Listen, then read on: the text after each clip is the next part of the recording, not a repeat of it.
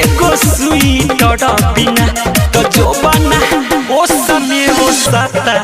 एगो स्वीटर बिना तो जो बना ओ समय हो सता एगो स्वीटर बिना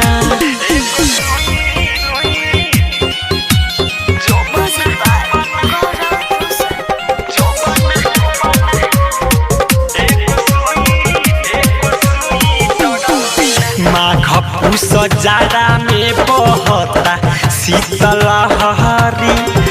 एगो सम्हारी दूसरा जाता बहरी लगता हो माघ जाड़ा में बहता शीतल लहरी एगो सम्हारी दूसरा जाता बहरी नई हरे के चोली में तू आ चले पोसाता एगो स्वीटर बिना तो जो बना ओ समय हो सता एगो स्वीटर बिना तो जो बना ओ समय हो सता एगो स्वीटर बिना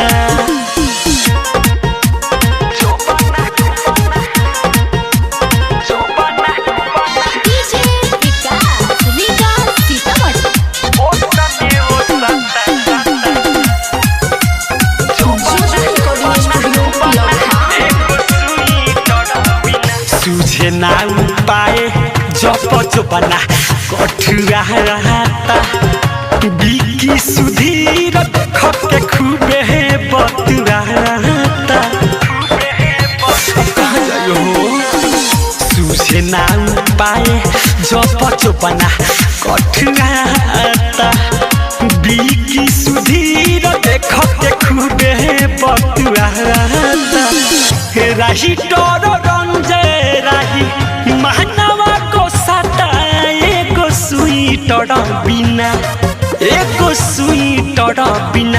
तो जो बना ओ समय हो सता एगो स्वीटर बिना तो जो बना ओ समय हो सता एगो स्वीटर बिना सैया तोर कमाई के करा चोली में को जाता एगो स्वीटर बिना तो जो बना ओ समय हो सता एगो स्वीटर बिना तो जो बना ओ समय हो सता एगो स्वीटर बिना ज्योति रिकॉर्डिंग स्टूडियो लखाम।